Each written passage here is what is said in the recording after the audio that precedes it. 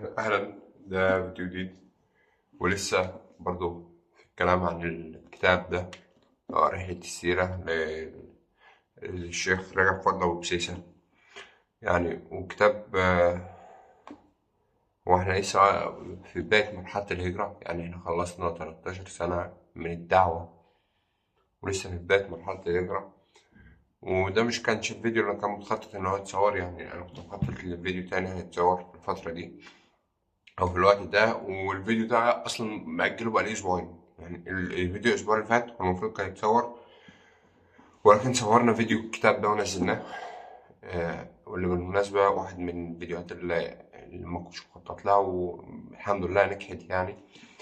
والفيديو برضو ده اللي مش عارف لسه مصيره ايه، هو برضو من الفيديوهات اللي مش مخطط لها. الفيديو التاني اللي انا كنت عايز اتكلم فيه عن موضوع معين هو اللي كان هيتصور، ولكن يعني ايه، يشاء أنت من الأماني نسبة ويشاء ربك أن يعطيك القمر. فالكلام المرة دي عن بداية رحلة السيرة وعن تفاصيل صغيرة إن أنت وأنت بتخطط وتدبر وتعمل وتتعب وتروح وتيجي، وفي الآخر ربنا بيدبرها لك من قبل ما أنت تتولد، من قبل ما النبي يتولد. وإخوال عبد المطلب اللي هو جده اللي هو شيبة، هم المدينة من أهل يثرب، وأخوال النبي اللي هم بنو النجار من أهل يثرب، فاللي هو اللي هم إخوان النبي من ناحية أمه اللي هي آمنة بنت وهب، اللي هم بني النجار. فتيجي تبص، ما هو أكيد يعني ده إخوانه وهاجر عند راجل المدينة اللي عايش فيها إخوانه، اللي هو يعني أكيد ربنا ليه هدف وحكمة هنا. يعني ما أكيد ما يعني، أي نعم أنا لسه ما كملتش القراءة عشان أعرف بنو النجار وإيه اللي حصل بعد كده، والمعلومات الجديدة اللي بكتشفها في الكتاب ده، بالرغم إن أنا دخلت في السيرة أكتر من مرة. يعني درستها كدراسة أكاديمية في الكلية مرة، في الأزهر مرة، درستها على يوتيوب من سلاسل، وسمعت أكتر من سلسلة عن السيرة، منها سلسلة حمد الويباري، سلسلة دين وطين تتكلم عن النبي صلى الله عليه وسلم، سلسلة المهندس أحمد عامر اللي اتكلم فيها عن السيرة سمعتها كاملة. بس الكتاب ده هو لسه ما خلصتوش وبنبهر بيه. يعني في حاجات فعلا بتأثر فيا جامد. يعني أنا مش متخيل إن في حاجات بتأثر، في تفاصيل صغيرة بعرفها بتفرق معايا على المستوى الشخصي. هو ده التفصيلة دي ازاي يتعامل هنا، ليه يتعامل هنا بكذا، ليه ما يتعاملش هنا يعني دي تفاصيل، يعني تفاصيل أشخاص مذكورين يعني كل حاجة، كل المشكلة السيرة. بعثة العقبة الأولى والثانية هم ذكر يعني. سبب تسمية بيعة العقبة الأولى بيعة النساء، يعني هو قيل فيها قولين. يعني أنا كنت عارف إن فيها قول، بس يعني في يعني الشرح بتاع القول بس ما جاليش. القول الأول إن هو كان فيها نساء كتير، يعني كان من اللي بويعوا فيهم نساء. القول التاني إن هو إن هي بويعت على حاجات النساء دلوقتي هي مطلوبة منها. يعني مثلا ما كانش فيها قتال، أمر بالرد ما فيش الكلام ده. وبرضه لما تيجي تقرا وتبص بتلاقي ناس حالهم اتبدل في أوقات قليلة جدا. فأنت تدعي إن أنت تكون زيهم، إن أنت يبدل حالك من كده لكده في ثانية. يعني من كده، من كنت كده لكده في ساعتها والفكرة مش كده، مش فكرة مش هما بيبدل حالهم وخلاص على كده. الفكرة إن هما بيبدل حالهم وبدأوا فعل. يعني إيه، كان في صحابي هو أسلم يعني ساعة البيعة، بيعة العقبة الثانية هو أسلم. هو أحدثهم إسلاما وأول من بايع. بس بيقول لهم انتوا واخدين بالكم، يعني انتوا واخدين بالكم انتوا رايحين تبايعوا على ايه؟ اما النبي كلمهم قال لهم انتوا بتبايعوا على ارواحكم، اغلى ما تملكون. قال لهم نبايع. هو اول من بايع. يعني انت متخيل، هو اسلم قبل يعني ايه، هم رايحين يبايعوا فلقوا ده فدعوه الاسلام فاسلم فراح معاه. فبايع، هو من الأنصار بس. وأما تيجي تبص على حالهم، واللي بص يعني يدبر لك الأمر فعلا، يعني هي مش بتاعتك، هي مش منك، ما فيش حاجة جاية هي من عنده بس. يعني دايما لما الناس بتبص للحاجات اللي أنا بعملها، هما بيبصوا ليها نظرة نجاح، ولكن لما أنا ببص ليها هي مش من عندي. وده حتى آه، كلام للفيديو اللي كان هيتصور. يعني الفيديو اللي كان هيتصور كنت هتكلم فيه عن مرحلة الضغط، وقد ايه انا كنت مضغوط في فترة معينة وكنت مبسوط بيها والكلام ده كله. ولكن ان انا اجتاز فترة الضغط، وان انا اعمل المهام اللي عليا في الفترة دي، وان انا اعمل ده كله، هي مش بتاعتي، هي بتاعته. بس هو اللي وفقني. التقديرات اللي جابها في الكلية، الترتيب على الدفعة، وي وي الفهم اللي انا بفهمه من شرح الدكاترة او المعيدين او الكتب أو المعلومات اللي بقدر اربطها ببعض، هي مش بتاعتي. حتة إن أنا أقعد أصور الفيديو دي مش بتاعتي، مش خالص. هو أنا بقعد كده، هو إلهام اللي بيجي في دماغي بقوله فخلاص. حتى دي مش بتاعتي، هي إلهام من عند ربنا. يعني هي حياته كلها فعلا يدبر الأمر. فعلا هو لولا حاجات معينة حصلت في حياتي، تفاصيل صغيرة، أنا مكنتش معايا القعدة دي.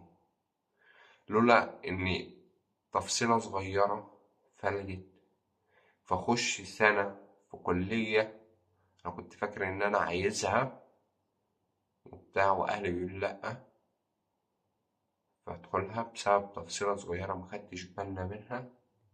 أدخلها فأقعد سنة فيها، فأشوف التعامل اللي بتعامله هناك، أشوف الطريقة، أشوف إن مستقبلك هيبقى عامل إزاي، أشوف أنت بعد كذا سنة تبقى عامل إزاي.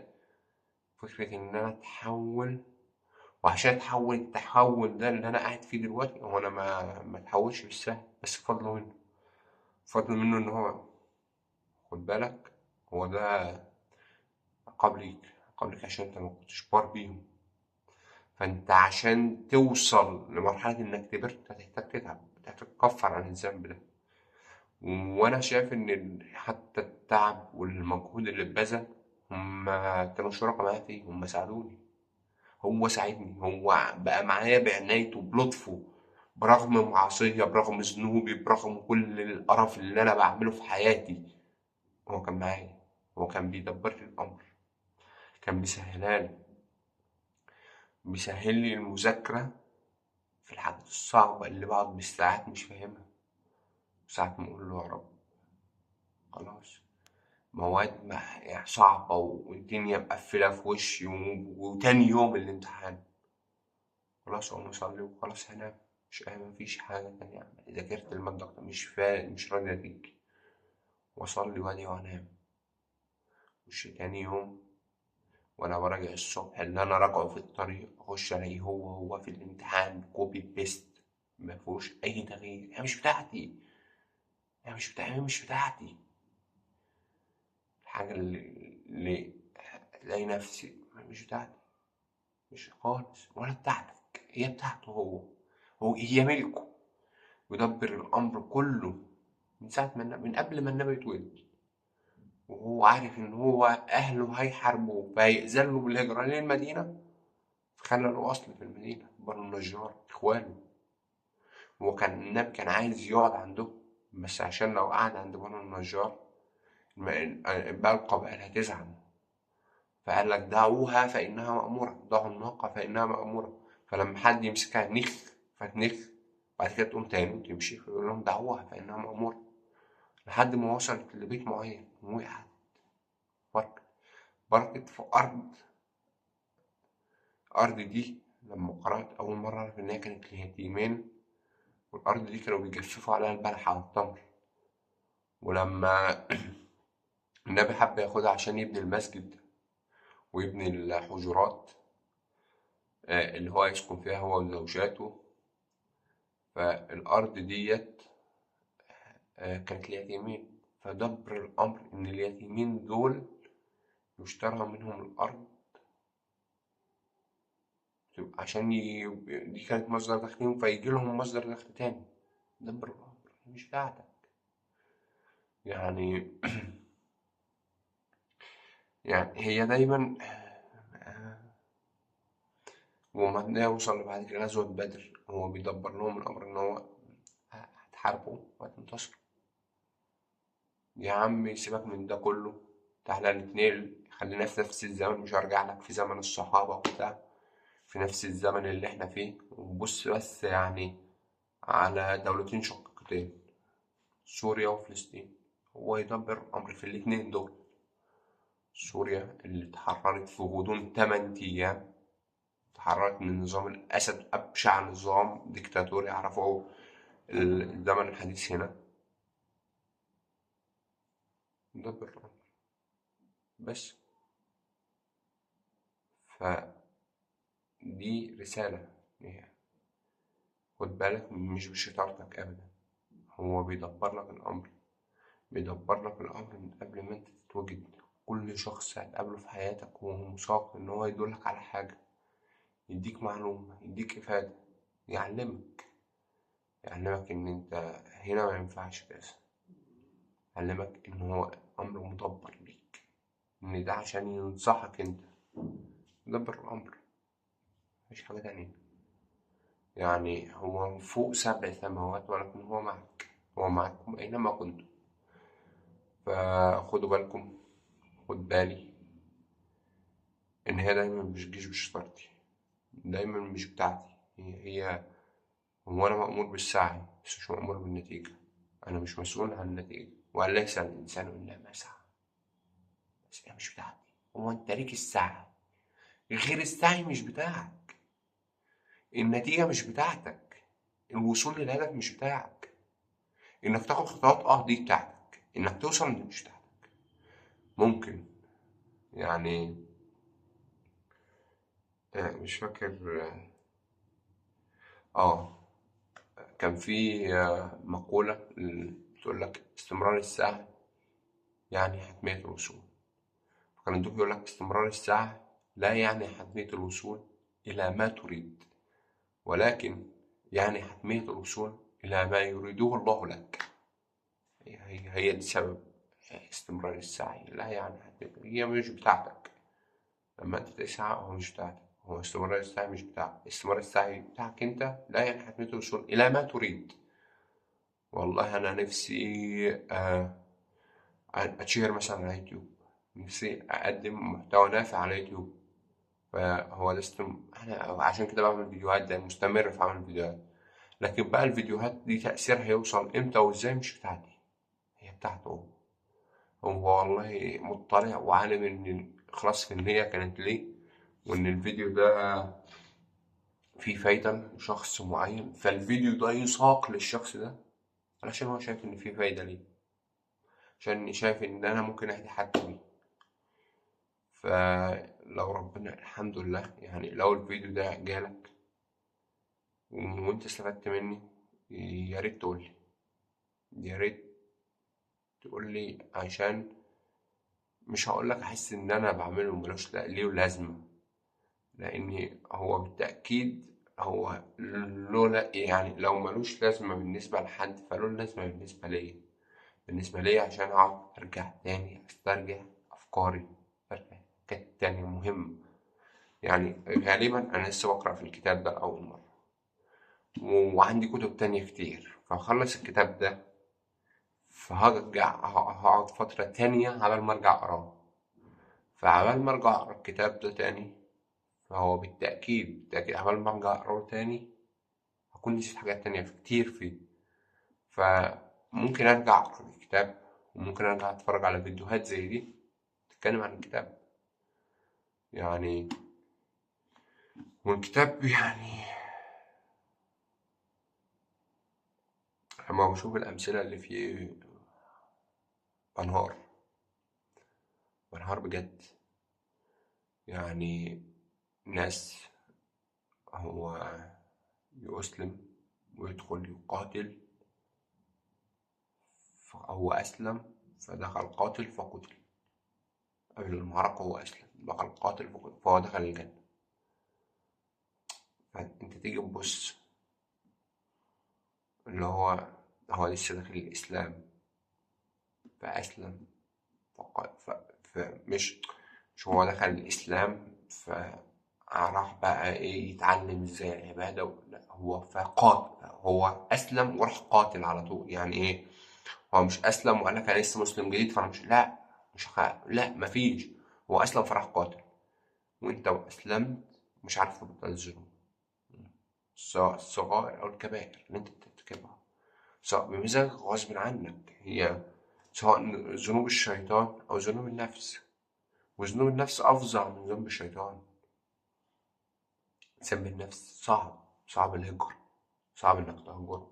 هو ذنب النفس عادة، تدخين، drugs، section addiction، porn addiction، الكلام ده كله صعب. صعب إنك تتخلى عنه، صعب إنك تحارب. جواك بيبقى في صراع بين قوتين، نفس اللي عايزة تبطل والنفس اللي عايزة تضرب، اللي اتعودت على الحاجة دي فعايزاها، تتخانق معاها. متتخانقش، مش هنا خناقة معاك ومع إبليس فأنت تستعذ بالله فخلاص يمشي، لأ، وأنت تتخانق معاها ومع نفسك. إبليس في النص، هو إبليس موجود في النص كده كده، مش هيروح في حتة، هو قاعد.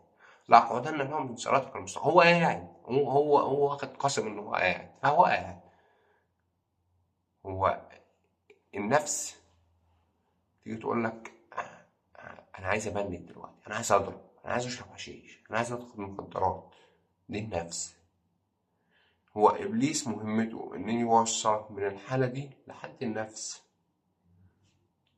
يعني الترانزاكشن اللي بيحصل في النص، ان هو يوصلك من حاله انك بتقرا قران ومتعبد وبتاع، انك تروح تتفرج على اباحيه، تنعزل وتتفرج على اباحيه وبورن ادكشن، الكلام ده كله. هو مسؤول عن الترانزاكشن من الحاله دي للحاله دي، هو المسؤول. مسؤول ان هو تعالى هنا. طيب تعالى بس كده نروح للسوشيال ميديا شوية، نفك بقى، نشوف لنا حاجة. ده نتفرج يا جدع، ده احنا هنفتح يوتيوب ونتفرج على الشيخ مثلا سعيد الكاملي، ولا نتفرج على أمير منير، ولا محمد الغليظ، ولا حسين ممدوح. طب تعالى بص، في ريكومنديشن هنا فيديو، ده انت حد انت حلو أوي بينشر محتوى حلو انت بتتابعه، تعالى. محتوى مفيهوش حاجة خارجة وبتاع، تعالى اتفرج يا عم وخش. خش يا عم. طب تعالى، ده واحد بينزل نكت ميمز وبتاع، تعالى نتفرج. طب تعالى مش عارف، ده نفسك هوب كنت بتقرأ قرآن وخاشع وبتاع، لك بتعصي. هو المسؤول عن التحول ده، هو نفسك هيفتك ان انت تقدر تروح للفعل الفظيع ده، فانت قاومتها. فعل شنيع انك مرة واحدة تنقل من دي، شنيع، حاجة وحشة جوه، خناقة كاملة. فخلاص يعني في صدام، فهو عارف ان الصدام ده هو مش هينجح فيه، هو مش هينجح ان هو يصطدم معاك. هو لو جالك قال لك ما يلا نفجور انت بتهزر يا ابني، احنا شوف كلام غير ده.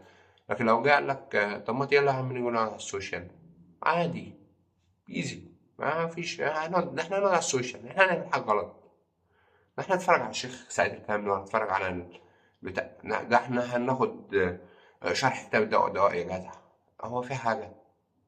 ما هو العباد، يعني هو بياخدك من، يعني هو ما بينقلكش من العبادة المعصية، لا هو بينقلك من العبادة لعبادة. بس ايه؟ انت هنا بتقرأ مثلا قرآن وخاشع ومتعبد ومش مستشعر وفاهم وبتاع، هو عبادة. هتقول لك ايه؟ انت بس تعالى نزود الحتة دي، فهو عشان كده يقول لك الشيطان يكمن في التفاصيل، ان هو التفصيلة هو الشيطان فيها، ان هو عايز يديك بص حلو ده. فانت صعب توصل للكمالية، فانت هتروح، فمن هنا واحدة واحدة واحدة خلاص يا باشا، هو عمل اللي هو عايزه، يعني اللي هو عايزه. طب يا باشا شكرا، انا وصلتك للمرحلة اللي انا عايزها. فخلاص انت، احنا محتاجين ايه تاني؟ ما هو احنا خدت رجلك، بعد كده تفوق من الذنب، تعيط وتزعل وي وتعزم وتتوب، وتعزم على عدم العودة وتعود، وتتوب وتعزم وتعود. بس بعد مدة معينة الشيطان مش هيكون له دخل، هو نفسك هتكون عارفة ازاي تجيبك من غير ما يتدخل، هو من غير ما يقعد في الصورة. بعد ما تبدأ تقاومها شوية حلوين، خد وقت طويل أوي عقبال ما تقاومها. بعد ما تفوق بقى من المقاومة يجي يقولك بص احنا دلوقتي متعصبين، طب ايه رأيك ن- نقعد على نفك العصبية دي، نقعد على فيسبوك ولا نتصفح فيسبوك ولا نعمل أي حاجة. يعني مش هقولك هنا تيك توك بتاع، ولا هنفتح هنا مش عارف، مع إن المواقع كلها دلوقتي بقت بتروج للسيكشوال، يعني المواقع بقت سوفت سيكشوال. هو بص المواقع دلوقتي كلها بقت مصحوبة هو سوفت بورن بس، يعني مش اللي هو أي تعري وي وي وي وي، يعني ما خدتش بالك إن رحنا في ده بجد بجد، يعني من أول. يعني بالنسبة لي في الهول تيك توك، يعني تيك توك ده بالنسبة لي مصيبة سودا. يعني يوتيوب في محتوى، في ده وفي ده يعني، بس انت يعني الميزة البسيطة اللي فيه انك تقدر تختار شوية، يعني الا لو انت دخلت شورت فانت بتتسحل من غير ما تعرف انت رحت فين. وفي هنا حاجة حلوة، يعني ممكن في شورت كات، لو انت على جوجل كروم او اي حاجة ممكن تنزلها. مش فاكر اساميها، كان تقريبا ديستريبيوشن او حاجة زي كده. وفي ممكن الخيار اللي انا عامله عشان ما انزلش شورت كاتس ولا حاجه، بس بيطلع لي ريكومنديشن. في الديستريبيوشن ده بيلغي الريكومنديشن ومش الكومنتس من تحت الفيديو، يعني بيطلع لك الفيديو اللي انت عايز تتفرج عليه بس. فكان في ان انت بتوقف التراكنج بتاع السجل بتاعك وتحذف السجل القديم. فكده يوتيوب هو ما يعرفش، نظريا هو ما يعرفش انت بتتفرج على ايه وبتعمل ايه الكلام ده كله، ولكن تكنيكال هو يعرف بطرق معينة حتى لو انت قافل السكيل. بس يعني ايه، هو السيرفر بتاعه طبيعي ان هو انت تبعت ريكوست فهيسجل الريكوست ده عنده عشان يزود عدد المشاهدات.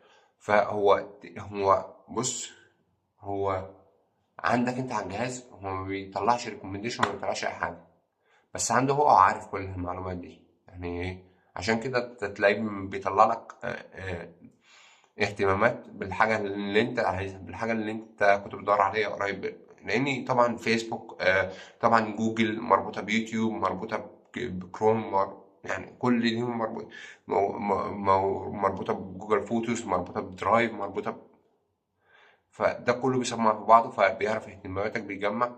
طبعا فيسبوك بانستجرام بواتساب بسناب، الكلام ده كله برضه كلهم عيلة واحدة. وطبعا كل ده منفذ على بعضه، وطبعا كل ده بيبيع معلوماتك، فبيطلع لك الاعلانات. والاعلانات ديت اللي هي طبيعي ان يكون فيها سوفت بورن بالعبيط يعني، ونساء متبريات يعني كل اللي انت نفسك فيه خد. فده يزقك ناحية إنك تروح مثلا لحاجات، يعني أنت ما بترتكبش كبائر من وجهة نظرك، ولكن أنت رحت في حتة مش مظبوطة. يعني أنت غصب عنك بتشوف حاجات أنت ما ينفعش تشوفها، مش متاحة عليك. يعني بقينا نشوف حاجات والناس بقت شايفاها عادي. يعني يا جدعان يرحم والديكم، أنتوا بتعملوا إيه؟ يعني والحمد لله يعني ربنا عافانا وبقالنا فترة حلوة ما عندناش أي سوشيال ميديا على الموبايل. يعني اللي عندنا واتساب ولينكد إن، أو حتى ما فتحوش. يعني اللينكد إن أبلكيشن خنيق، كله بيتكلم عن الشغل بقى قدامك، هو بيبين لك قد إيه هو جامد، وأنت يعني مش أجمد منه، فعشان الشركات تاخده والكلام ده كله. ف تمام، فما فتحوش.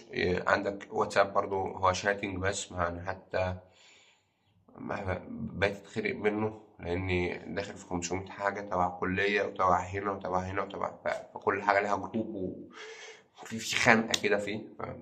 ماسنجر ما بكلمش حد على ماسنجر، هو انا حاطه بس ايه، لو حد فكر إن هو موجود عليه، يعني ايه ببعت. ويوتيوب ما بعملش اي حاجه، يعني ما بفتحش غير الفيديوهات اللي انا بدور عليها او سبسكريبشنز بس، غير كده مفيش. وده مساعدني ان انا اقلل وقتي على الموبايل. يعني، بس في اوقات ايدي بتاخدني كده وانزل فيسبوك شويه وارجع يعني انت فاهم. يعني في اوقات كده اللي هو ببقى قاعد ومش عارف ايه، وفي اوقات لا عادي يعني. ولكن يعني انا مش عارف انا روحت ليه في الحته دي. الحته اللي انا كنت بتكلم فيها ان هو بيدبر ليك الامر، بالرغم ان انت بتعصيه، بالرغم ان انت بتعمل كل حاجه المفروض ان هو نهاك عنها، بس هو بيدبر لك الامر. بيدبر لك الامر ان هو نجاحاتك دي كلها مش انت السبب فيها، انت مجرد سبب فيها، مش انت الاساس. انا اللي عملتها لك، انا السبب ان انت تنجح هنا، انا السبب انك توصل للمكانة دي، انا السبب انك تقابل الشخص ده. الشخص ده اللي ممكن يسوق اجزاء معينة في حياتك فتوصل لحلمك اسرع بالخطة اللي انت كنت مخططها. توصل في كذا، لا انا هوصل لك هنا في قبل كذا. يعني كل حلم أنا كنت بحلم بيه، يعني أنا بزعم إن هو بسببين. يعني السبب الأول إن أنا رضيت والدينا فربنا رضي عني، اللي هو ده السبب التاني، فهو رضي عني فبقى يسوق ليا الحاجات دي.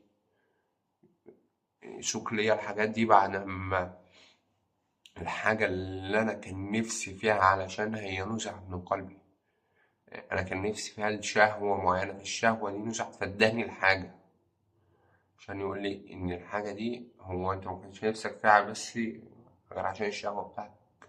خد بالك أنت نفسك في إيه وليه. خد بالك أنت نفسك هنا في ده علشان دنيا، ولا نفسك في هنا في ده عشان هيزودك في حاجة ما أنت تجيلي هناك. خد بالك أنت بتذاكر هنا الكلية دي ليه؟ بتذاكر في هندسة ليه؟ هل عشان تطلع شخص ذو قيمة في المجتمع، ولا تطلع هلس اللي بيطلع على السوشيال ميديا؟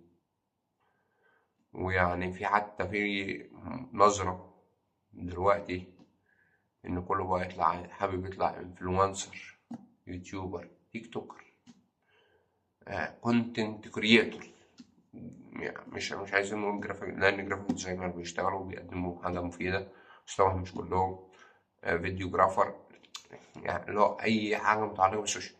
بالرغم إن إحنا بنشوفه موجودين على السوشيال، هو لا يمثل 10% من الناس اللي بتعمل محتوى على السوشيال ميديا. يعني الناس اللي عندها ملايين، الناس اللي مش عارف هم دول لا يمثلوا 10% من اللي موجودين على السوشيال ميديا. يعني عندك أنا مثلا من الناس اللي موجودين على السوشيال ميديا ومش كتير بيتابعني، أو اللي بيتابعني بس هم أصحابي، أو في كام شخص كده ما أعرفهمش، ليكوا كل التحيات. كل اللي بيتفرجوا عليا يا إما أصحابي يا إما ناس يعني ما أعرفهمش. والله أنتوا ناس على دماغي، مش عارف يعني مين اللي عنده طول بال إن هو يقعد يسمع الفيديو ده كله. بس تمام. بس اللي أنا حابب أقوله أنا نسيته، بجد والله أنا نسيته. إن هو إن هو أنت كله عايز يبقى شخص مشهور ومعاه فلوس بسهولة. بس الواقع والحقيقة إن معظم اللي بيتصور لينا على السوشيال ميديا هو وشه صغير من اللي موجود. يعني زي ما نظرية باريتو بتقول لك 20% و80. ف20% من الموجودين على السوشيال ميديا هم اللي واخدين 80% من الأرباح، وال80% هم واخدين 20% من الأرباح. فبس لو حد بيفكر حرفيا يبقى كونتنت كريتور أو الكلام ده، فأنا بقول لك لأ. أنا بقول لك الموضوع صعب، المشوار طويل، محتاج تصرف، محتاج يعني لو أنت ما عندكش العلم والمعرفة والوعي ومعكش إمكانيات تصرف وتحمل التكاليف، فهو الموضوع خسران، مش هتقدر تكسب منه. يعني إلا لو أنت طلعت عملت المحتوى.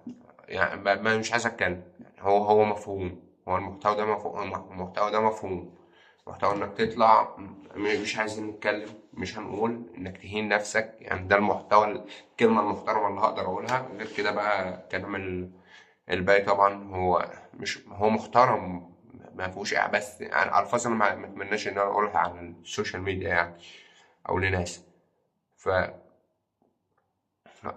يعني انك تبقى لاعب كورة ولا انك تبقى الكلام ده كله. انا ليا اخد واحد صاحبي بيلعب كورة و...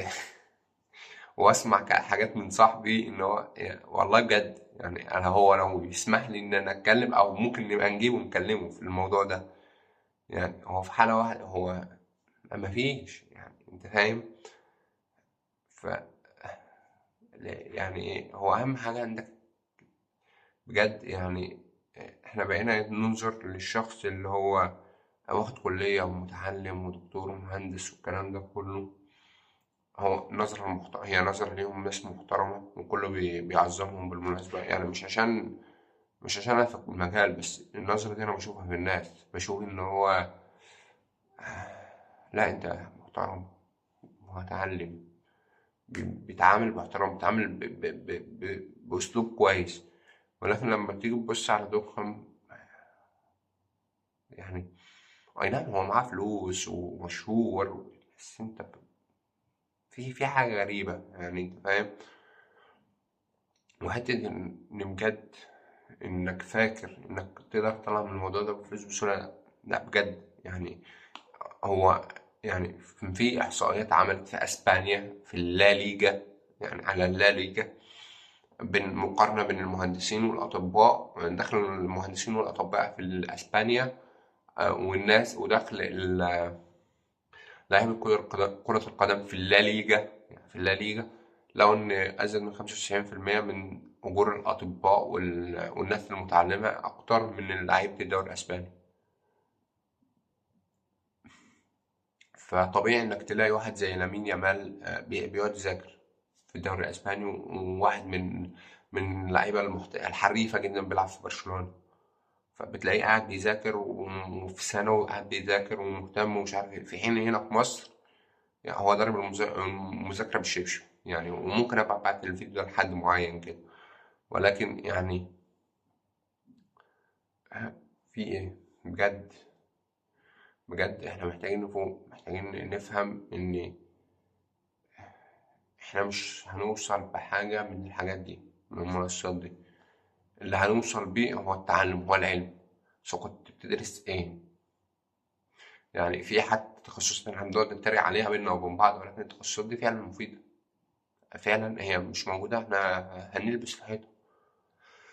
فبجد يعني انا عارف ان انا طولت قوي في الفيديو ده، وان دخلت في اكتر من موضوع، ولكن اللي انا حابب اقوله خلاصة الفيديو ده ان هو يدبر لك الامر.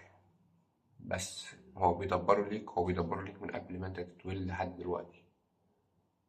يعني ممكن يدبره ليك ان في شخص